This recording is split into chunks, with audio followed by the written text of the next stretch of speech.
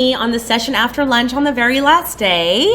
We've got a nice crowd here, so I really appreciate you all taking your time and spending it with me this afternoon. So this is a continuation of a presentation I did in DrupalCon New Orleans back in the day called Live the Dream, Work Remote, Building a Successful Distributed Drupal Shop.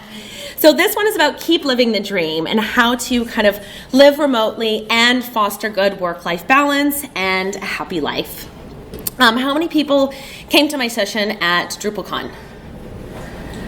Okay, good. So it's going to be rinse and repeat because okay. I saw you present something similar at Bad Camp. Is this the same thing? It's different. Okay. Yeah, different, but yes. So that was my old one. So yeah, so I'm really passionate working from home. So just as who I am, let's see if this is going to work. There we go. So again, I'm founder and CEO of Canopy Studios, but I'm also the chief cat herder for Bad Camp. And at Canopy Studios, we're a totally distributed shop. We're about 44 people. Most of us are full-time. And we really design and build and support websites for clients that want to make an impact. One thing that makes Canopy Studios a little different from most folks that do business or websites is that we focus on the whole life cycle of the website. So we specifically take care of clients that already have a website and we make it better. So if you want to talk to me more about that, always happy. But just a quick show of hands, how many here currently work from home? Nice, it's a big change from last time. How many are thinking of making the jump? Okay, yeah. So I bet you're thinking like, oh my goodness, I would give anything to work from home. It must be so relaxing. I mean, you can work from anywhere and have a flexible lifestyle. And of course you can wear whatever you want. But really, working from home sometimes is kind of lonely. And it can even be demotivating when you don't have peers. And if you're not careful, it can actually even be physically damaging because you're not moving around as much, you're not commuting. And it's actually, believe it or not, really stressful to work from home. There's lots of multiple competing priorities. What I feel that makes this even more intense, especially for us folks, is that when we have this world of being in an attention economy, and that's made things very intense.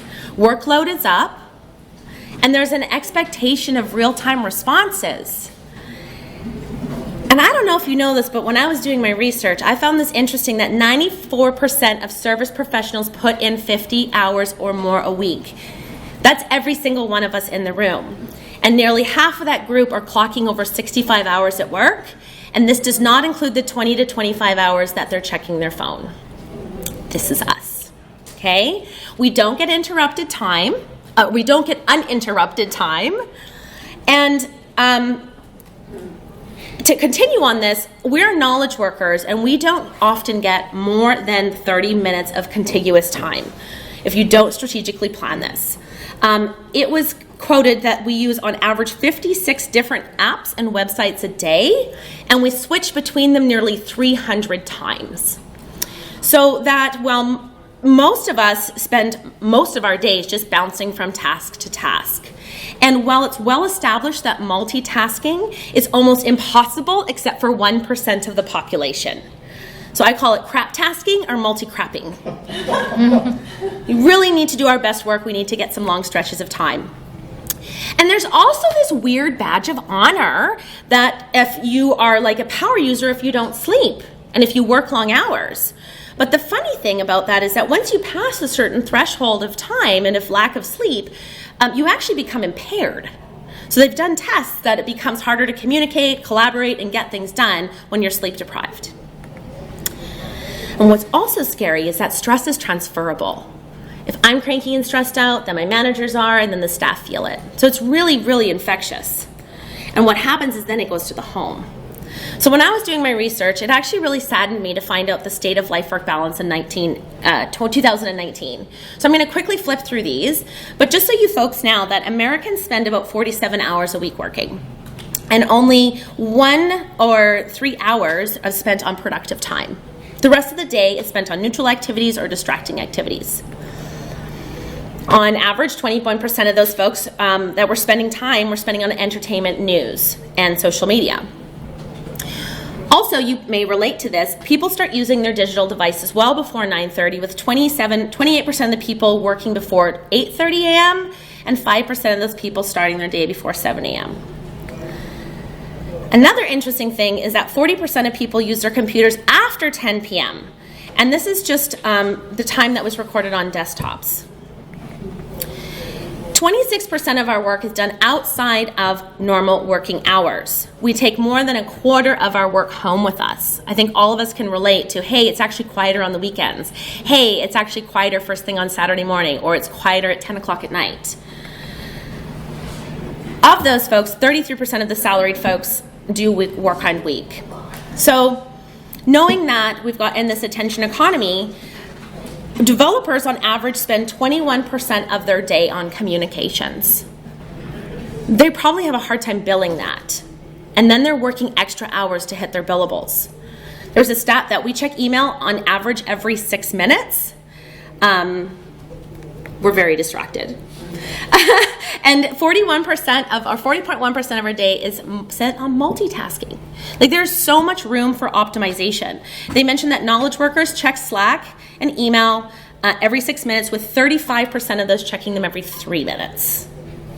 Slack, I say, is the most annoying, noisy tool we have out there, yet we're all expected and try to respond in real time. So let's stop for a moment. That was very bleak. So when we look forward, we really want to have a happier and calm day at work. So I love this because happiness is not a matter of intensity, but of balance, of order, and of rhythm and harmony. And I thought, well, what does it take to actually create balance and order at work? So first off, it requires a two-way connection. And it really means a connection to the mission. So we're going to talk about that today. So let's first talk about what you can do as an employee. So we are a totally distributed company, and I really believe in open sourcing solutions and ideas. So I asked all my team members, what do you do to stay sane at work? And I thought the first response was kind of hilarious, which is, pants aren't optional. As in, you have to get up and get dressed. It doesn't matter if you wear a dress or a shirt or whatever, but the point is that you need that morning routine to actually get ready.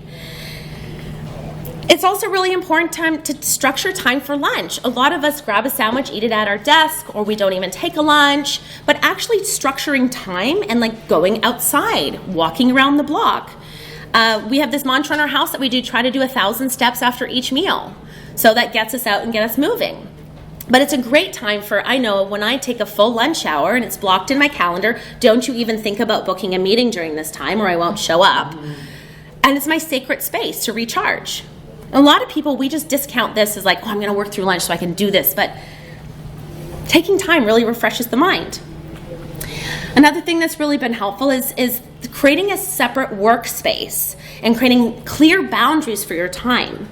Sometimes when my staff, especially managers, are feeling really scattered and all over the place, we use the Pomodoro technique, which is focusing on something for 25 minutes, taking a 5, 10, 15-minute break, and then doing something else for 20 to 25 minutes. Developers are like, oh, I need way more time than that. But if you can create some time to actually structure.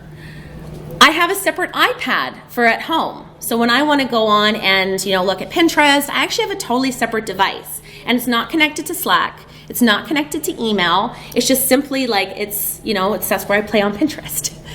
But it's a nice, relaxing place because I love being on my iPad, not gonna lie.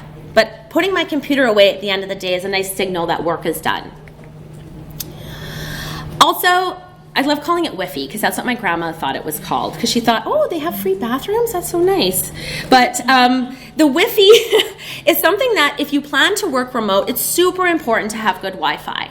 So I would invest recommending into a MiFi or some type of device that you always can connect to. But if you're going to travel and work remote, call the place first. Ask them to run a speed test. I do a lot of traveling and I like to work from Mexico, so I pick the hotel that has the best Wi-Fi. That is my decision criteria.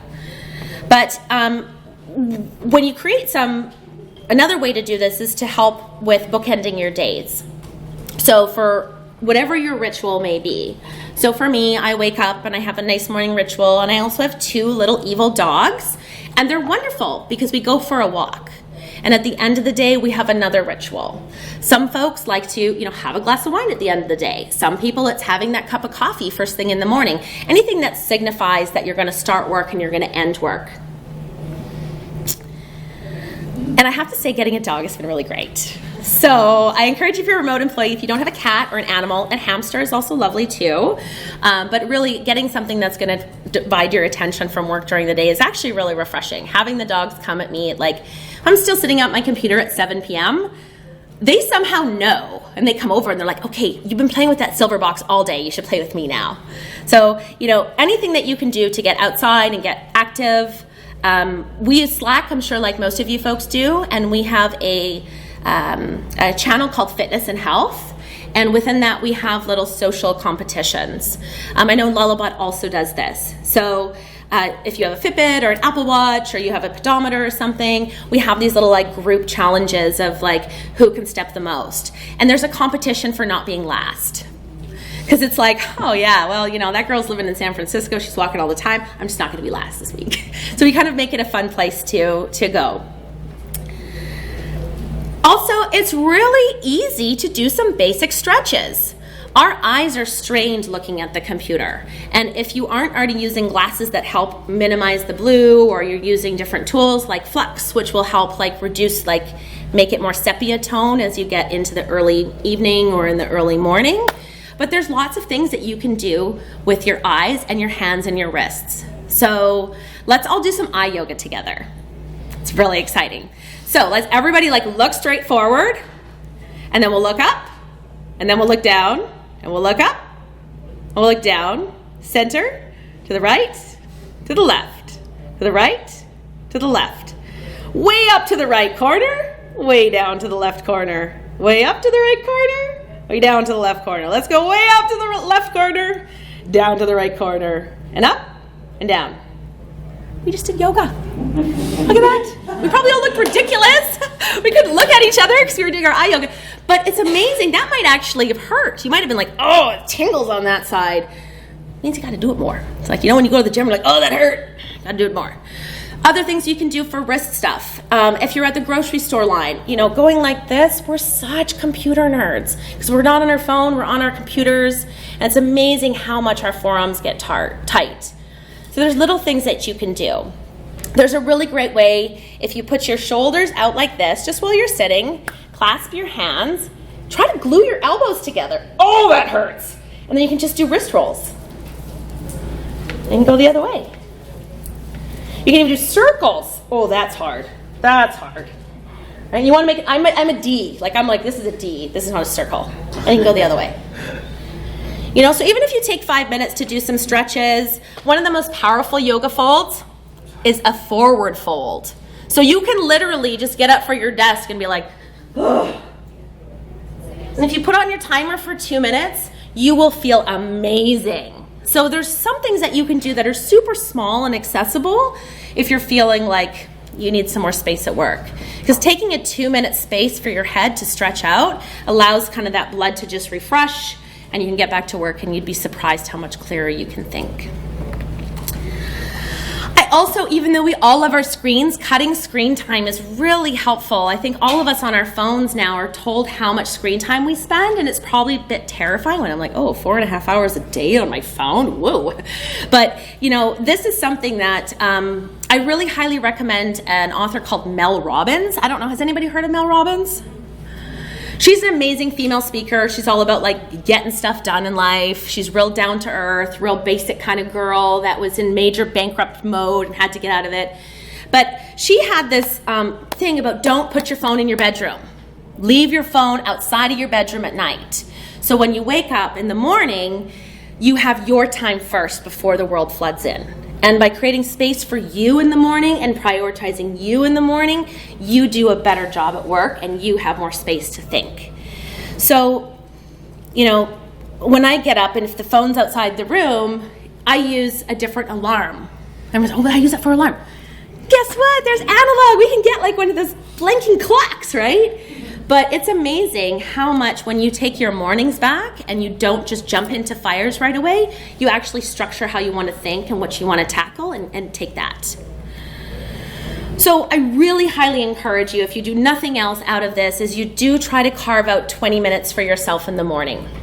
It might be a little bit painful. You might have to wake up before the kids to do this, or you might have to carve out time as soon as they leave for school before you start work. But whatever you can do to create time for your own mental health will really help you create more sanity at work. I like the 20-20-20 model, 20 minutes of exercise, 20 minutes of learning, and 20 minutes of like meditation or contemplation. That's a full hour. I don't sometimes get that, so I do 5-5-5. Right? But anything in that morning time where I can create space helps me be clearer and the best at work. I also really like, there's lots of great apps out there to help us. So for learning, for example, I love audiobooks because I can cook, or I can do my hair, or I can multitask in that sense because you don't need my brain to curl my hair. And there's a really great tool called Blinkist, which Blinkist is like Cliff Notes for books. So you can go through one book in 20 minutes to see if you like it, and then you can dig into it. So there's a lot of great tools that are allowing us to provide some learning structure time in our mornings. Because when I learn something in the morning, I'm so inspired to deal with all the other crap that kind of sucks. You know, I got HR fire over there, I got client fire over there, whatever. You know, just sometimes it's hard. But when I start my day and I was like, I learned something really inspirational and I'm really motivated, it helps me like be more resilient for tackling the stuff that's maybe not so exciting. I'm also a big fan of no screens after 8 p.m. Just because of like the rays off the screen keep you awake. But it really is up to you. But there's ways that you can carve out stuff for your evenings. If you're not a morning person, maybe you do your 20-20-20 at night. And sleep heals. You know, it's really a full 8 hours is really good for your brain. We don't have to be, we're running, like this is a marathon, people. This is not a sprint, right? We really need to pace ourselves and give ourselves the time to heal. And I have to say that the mantra of like, you know, meditation is medication couldn't be more true. We at Canopy, we really focus on, we create quarterly rocks or goals, and we make one of those about human health. So while we have our business objectives, we also, for this quarter, we're trying to have every manager meditate for 5 minutes before they enter the workplace. And what we're doing is we have an accountability program where we use Stop, Breathe, Think, and they have a little Slack bot that comes in and pushes something. We all get our 5-minute meditation, and it shows who's completed or not. So it actually socially pressures my managers who don't take 5 minutes to breathe. And should that all go well, we'll roll it out to the rest of the staff come 2020, where we can create I know, just look at Sean's face. He's like, what, you're going to force me to meditate? I'm like, heck yeah, we are, because I want you to be your best. And I do find that when things get stressful and really anxious, if you can take a step back and do 3 to 5 deep breaths, the whole energy in the room changes. So if we're on I want to get rid of our project management system, and my project managers just about had a heart attack when I told them I was into this. They were like, change? I said, well, why don't we take 5 minutes to breathe, and then we'll come up with some ideas of why this is challenging. Because the immediate, like, dinosaur brain, fear, let's react. But if we can quiet the dinosaur brain, train that to actually think strategically, we don't just react, fire. You know, it's kind of like the fire, ready, fire, aim. Don't want to do that. So there's tons of apps to do this. There's a free one called Stop, Breathe, Think, which you get to input how you feel, and it recommends a meditation. There's also Calm or Simple Habit, which are paid, which are lovely apps as well. And for someone who's busy, when you have a little notification that tells you to meditate, it's helpful sometimes if you don't ignore it. So we'll pivot from talking about team members to more talking about leadership and what leadership can do to foster a calm and happy life-work balance. First off, I highly believe culture is clutch, and the culture really has to come from your people. It's something that's really hard for a manager to say, this is our culture. And I feel so blessed at Canopy that we have such an inspired, engaged team that have contributed. And I really think this comes from living our values. Rumbling around with our values took some time. I made some up, I showed them to the staff, and they were like, yeah, okay. And I showed them to the staff again, and they were like, oh, okay, cool. And then I had one of the staff members saying, we're missing one. I said, okay, what is that? Well, that's clarity. We really value being clear. Okay, let's add that. What does that sound like? Then we had them up on the board, and then it was about operationalizing them. Now that we've identified, how do we operationalize our values? So one of the things that we do is we love this app called Hey Taco. Has anybody heard of Hey Taco? Oh yes, so you'll all want to install Hey Taco on Slack. It's amazing. It's $5 per person. It used to be free, but it's not because, people have to make money. But it's $5 per person per month. But what I love about Hey Taco is that you get 5 virtual tacos every day, and you give them out to your staff. So we have a thanks channel. One of our values is gratitude. And so in the thanks channel, they can go and give tacos for whatever they're really appreciative of their staff. So here we're operationalizing our value of expressing gratitude. And what they can do is they hashtag our values. So we really value human connection, and we've hashtagged that with better together, right? So whenever they're doing something and they're like, oh, I really appreciate that, we're better together, they can hashtag that. Another one is when it's complex, we own it. That's around accountability. We really value people that stand up and say they're going to do something. So that's the own it hashtag. So when someone does something hard. So this is really fun. I thought Hey Taco was going to be a joke, and the people love it. It's ridiculous. So now we have a competition with whoever gives away the most tacos, and then whoever receives the most tacos per the value. So that's been really interesting because it's operationalized. So what does nimble really mean? Oh, client asked for this, they actually meant that, we got to switch on a dime. Oh, look, we did that. Yay, you're nimble. Great. Client's happy, you're happy, we got the job done. So that really helps us celebrate. I also think that when you're building out your values and you're creating a company that's going to be really inclusive, is you really have to be clear on your why. And this is a big job as a business owner to really figure out why the heck am I doing this? Yeah, we got to make money. Okay, that's a really easy why, but that's not really a good why, right? So, Canopy really exists to support humans in every way. We really believe in taking care of the whole life cycle of the website, and we value and really highly love people that are continuously focused on improvement, taking micro steps to get better. And so when we look at that, our whole company is built around making things better, right? Just taking small incremental steps. And with that, when we're always focusing on continuous improvement, we're focusing on not just on our clients' websites, but on our processes, on ourselves, on our contributions to the community, on how we interact with each other. And it's challenging us because we always want to stay sharp through that main embodiment of that's why we're here, is to make things better. So, getting all this together is all nice and lovely, but when you actually have to lead a team, do believe that transparency and really leading with that radical candor is super important. So what I mean with leading with radical candor, and this is one of those Blinkists that I listened to, and I was like, oh, I love this. And I listened to the whole book because I just loved it. But it's being direct without offending. It's being clear and being kind.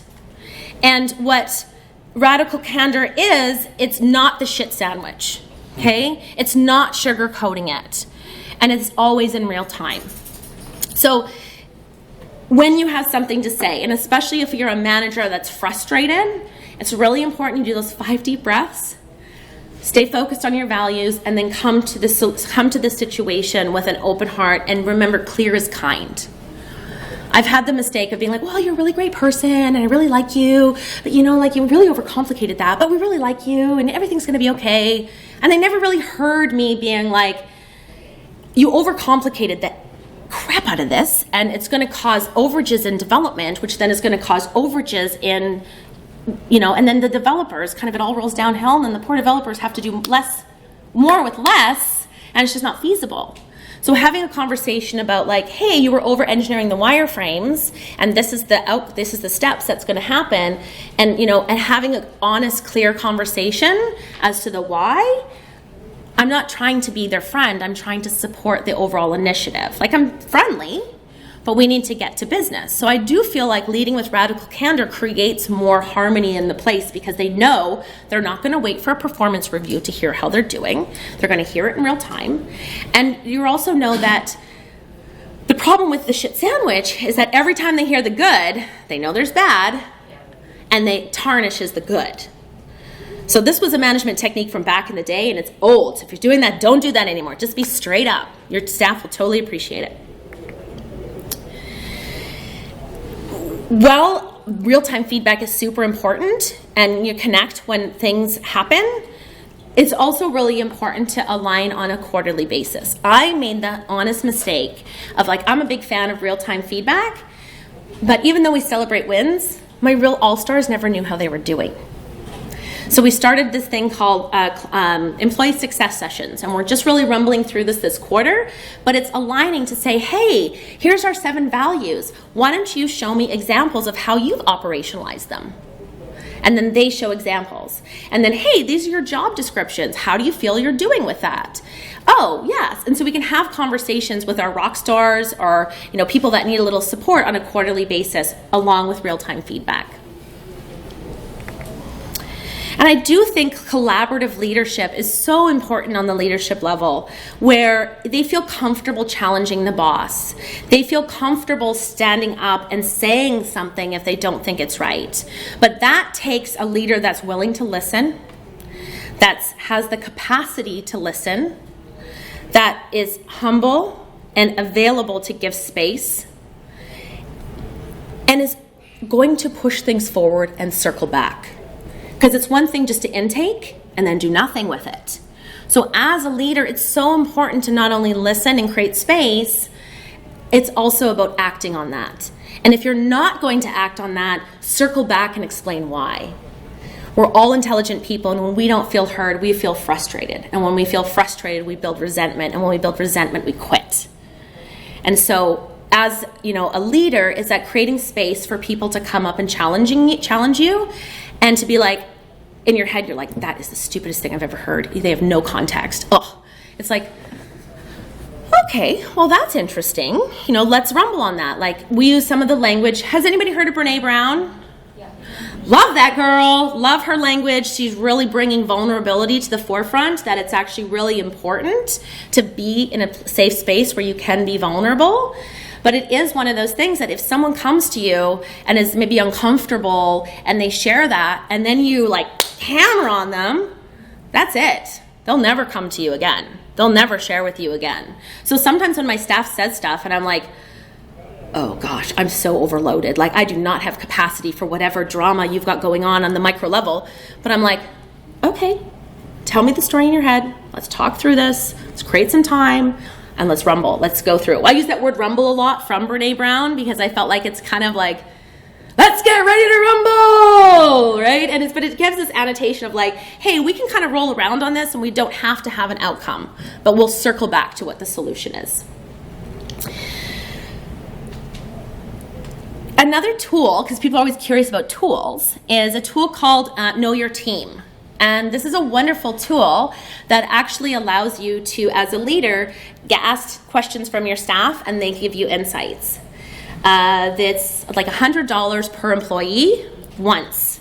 So you pay your $100 per employee for all your employees that you first start, and then each time you onboard a new employee, you pay another $100, and it's a SaaS service. But it asks icebreaker questions, right? What's your kryptonite? What's your favorite food? And then it sends that to every single employee. So on a remote team, it's hard to get to know everybody. So tools like this help us stay connected. So there's icebreakers. There's also a couple of questions we ask every week. One is how was your weekend?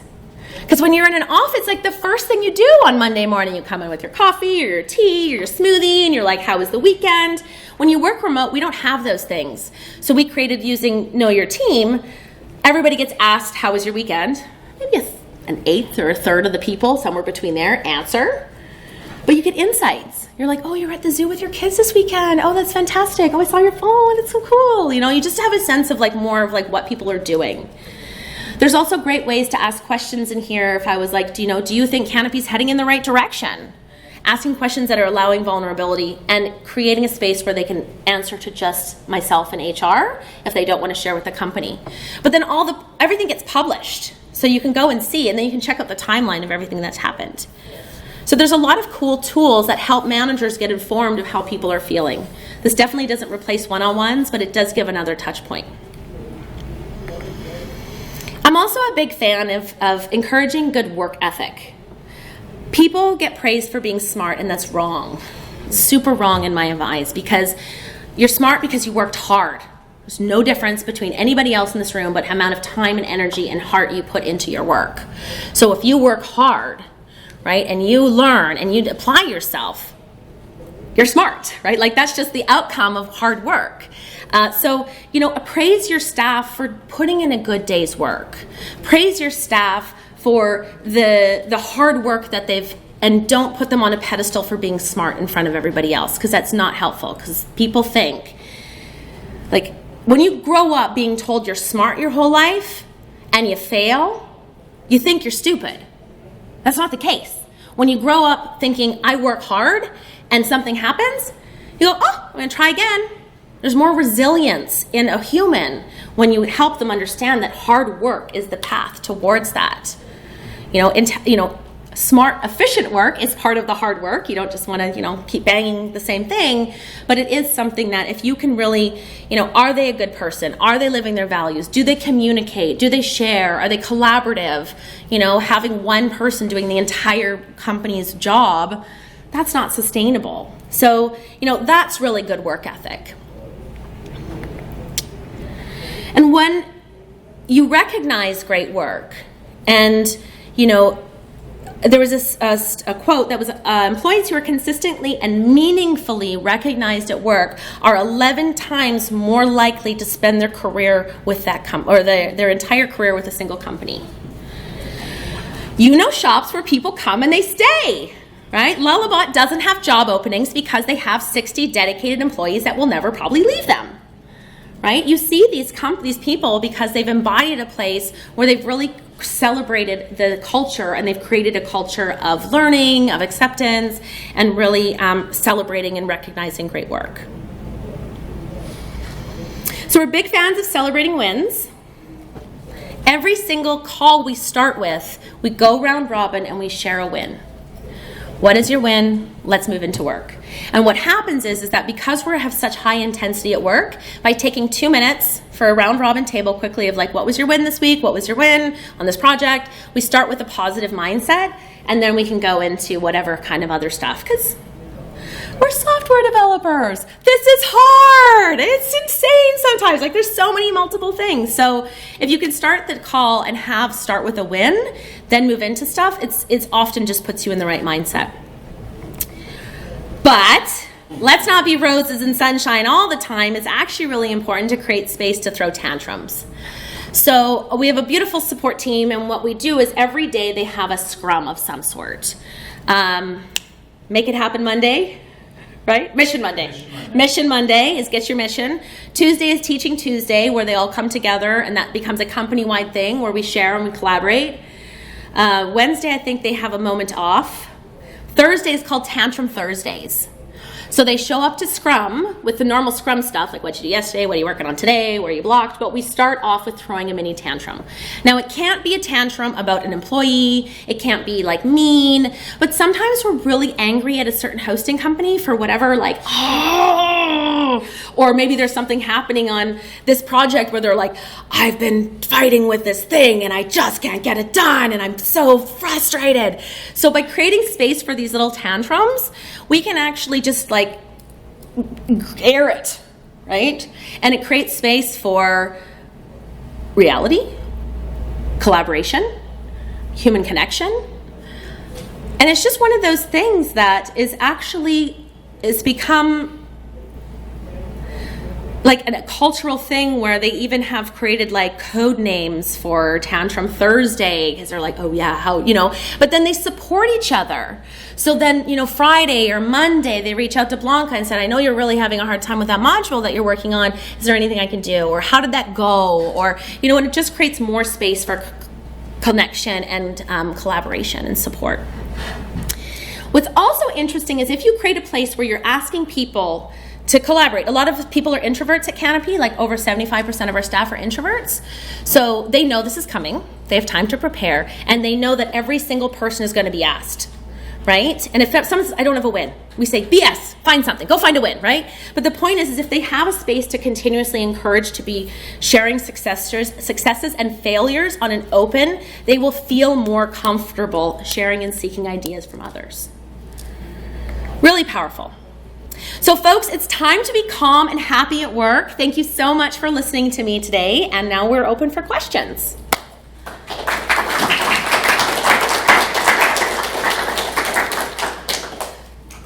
Okay. Yes. So I feel like as managers or leaders, we read a lot of books and take a lot of courses and we learn how to give feedback, right? But I think that sometimes employees never learn that.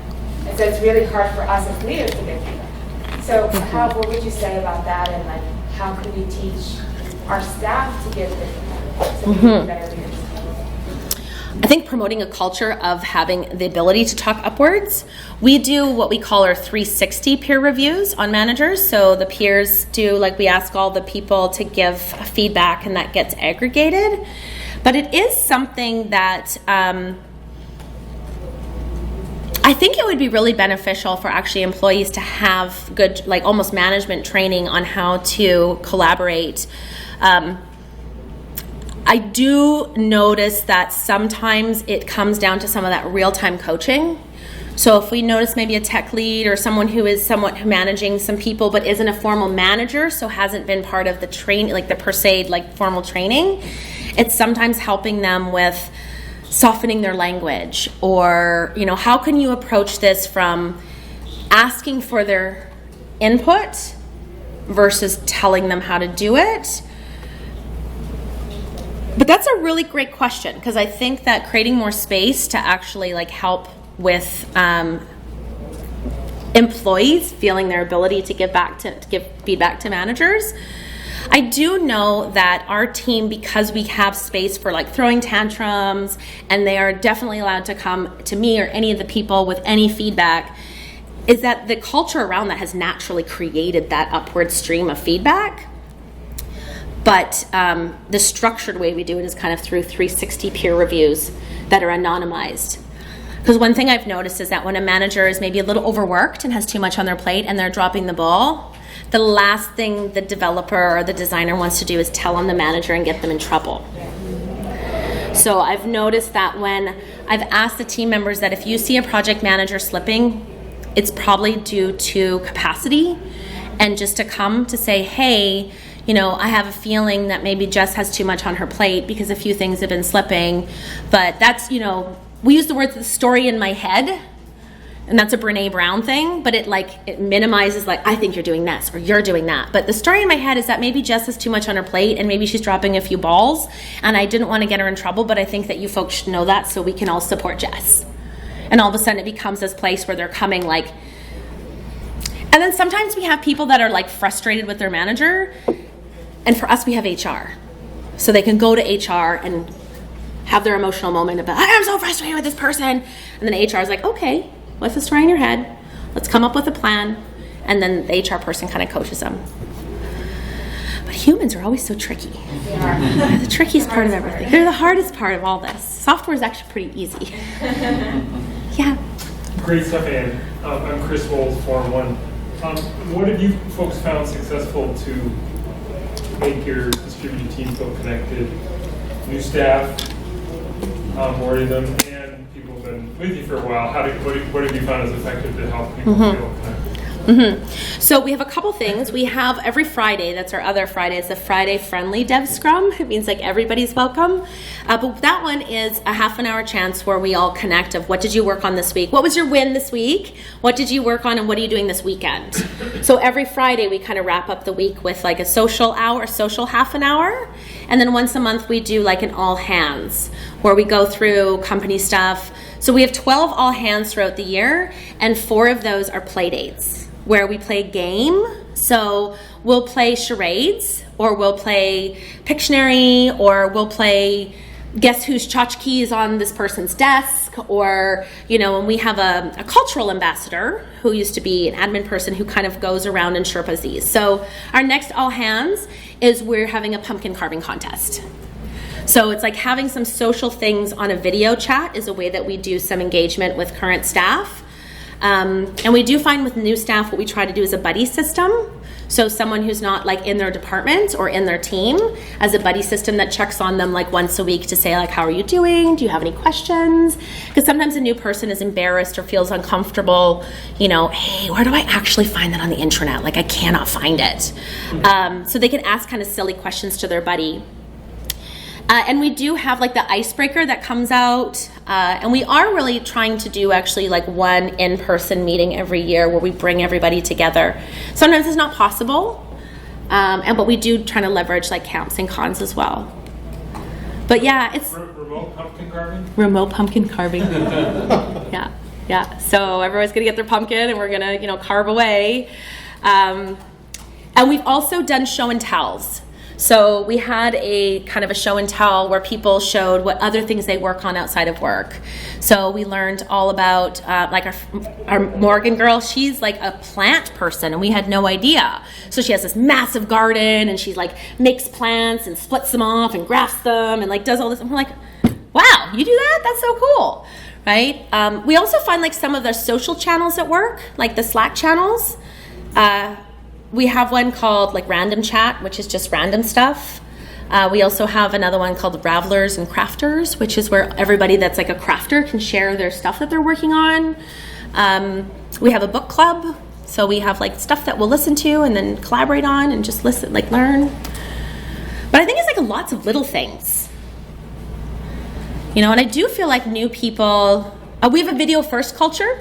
So we expect that you should be able to be video ready at any given time. Like you're showing up to work, like as long as you have dressed on top. Like I don't care if you're wearing pajama bottoms on the bottom, but the point is be video ready so we can have a face-to-face conversation.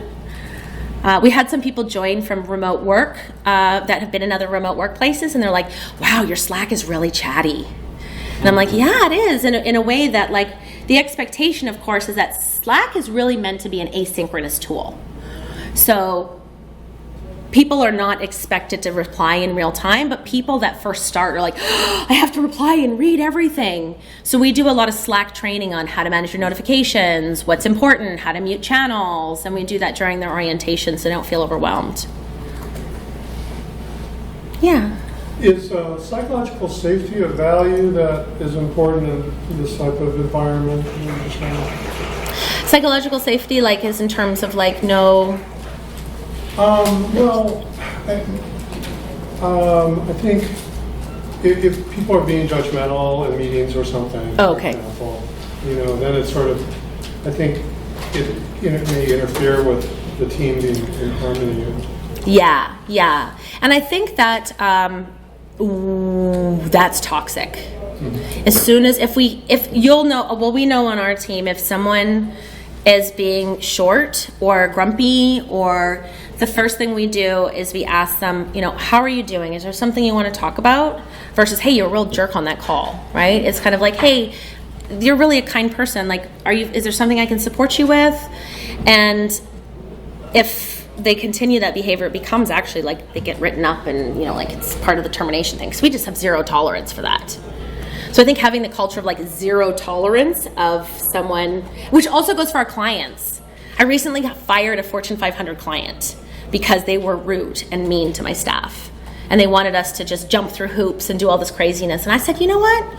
See you later. And they're like, what? You're bowing out of this deal? I said, yes, I am. They're number 51 brand in the world. And I'm like bowing out. And my staff are like, we're not taking it, woo! And I was terrified to tell the client to go away, but I thought, no, I'm not letting this client anywhere near no, they're not touching my staff. Because I think that like words are very powerful, and written words can often come across wrong on Slack too. So I don't know, I think there's a little bit of, it's okay to be grumpy sometimes, it's just not okay to be not grumpy all the time. So it's no fun to work with the grumpy pants. But yeah, I think it's also creating that culture too, where people feel like if someone is speaking like intensely with them, that they have the right to say, you can't speak to me like this, this is not correct, we need a different way to communicate. Because sometimes like if I'm frustrated and I'll feel a bit dragony, right? And then the managers will be like, okay, I think you need to go breathe for a little bit, Anne. We can reconnect on this. I'm really frustrated. But I appreciate them saying, hey, I think you're feeling really emotional about this. This is really touching you close to your heart because it's hard for you. I understand that that's hard. I know you have a hard time with these conversations. Why don't you go do your 5 minutes of breathing and I'll be here for you. And sometimes that really pisses me off. And I'm like, oh, you're right. You're so right. Oh. But then I go over and I'm like, okay, yeah, I totally overreacted. And like come back to the table. But I think when you can own it, it's okay. You know, things happen. So good question though. Great questions. Yeah.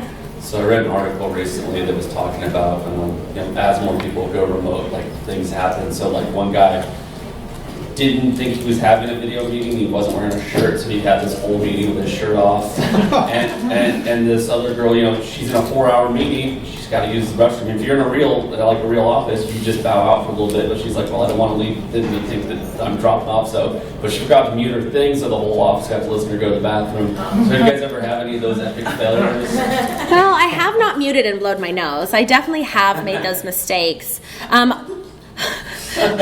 Nothing that bad. Well, no. I mean, we did have a gentleman who was drinking wine on a status call with a client, and I was like, put it in a coffee cup, honey. Like, don't you know how to do this?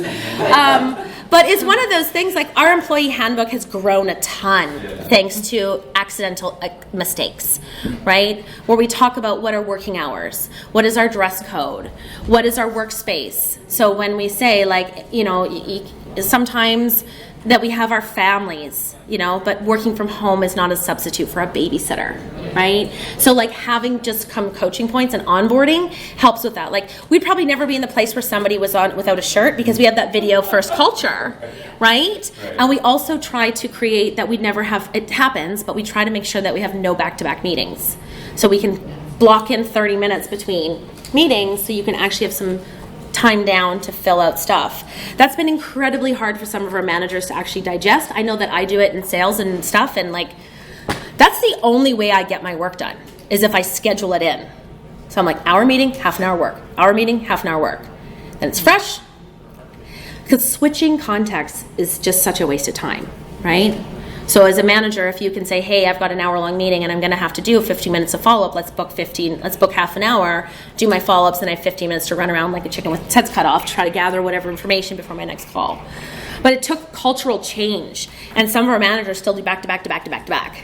And they come out at the end of the day and they're like, and they have to work at night. And so I'm really trying to say, okay, we're short-staffed on, I'm hiring a project manager, so I'm a little short-staffed on management. But the point is like, we have been systematically trying to change the way we handle meetings. We love the speedy meetings, but do we stick to it? No. So we tried doing 50-minute meetings or 25-minute meetings. Now I'm encouraging people just to book time right after and say, do not book. So, and I'd encourage you when you say do not book and someone books over it, don't show up. The clearest way to set a boundary is to stick to it, right? Because you can set a boundary and then they push and they push and they push and then you don't have that boundary and then I try to not take calls before 10 so I can work. And I start at 6. That's my working hours. So I have 4 hours of uninterrupted work. That means I don't have to work evenings and weekends. If before I'd get on 6, have an hour, 7 start calls, 10 a.m. I'm done some calls. I don't even know what happened. I have 50,000 emails. I'm like, oh gosh, what happened? Now what I do is I do my best work till 10 a.m. and then I go, I'm going to drop into the washing machine and go for a ride. I know I can't work between 10 and 4. I'm the CEO and I do biz dev. Like, I don't get anything done between 10 and 4. But I get everything done between 6 and 10, and I get 2 hours for lunch. Like, it's like one of these things where you have to structure sanity and you've got to take your time. Yeah. What time do you get up in the morning? I'm a 5 a.m. club kind of person. But I go to bed at 8:39, okay, people? Like, if you just have to choose which you want, where you pick your poison, right? I'm a potato head at 3 p.m. Like, you want me to make decisions at 3 p.m.? If you're my staff want anything, they should ask me at 3 p.m. I'm like, okay, sure, whatever. Like, I'm a potato head. And if I start at 9 a.m., I'm a potato head at 3 p.m. anyways. So it's kind of choosing when you do your best work. But yeah. I think they're ready to start. They are, yes. Thank you so much. I really appreciate your time. Great question.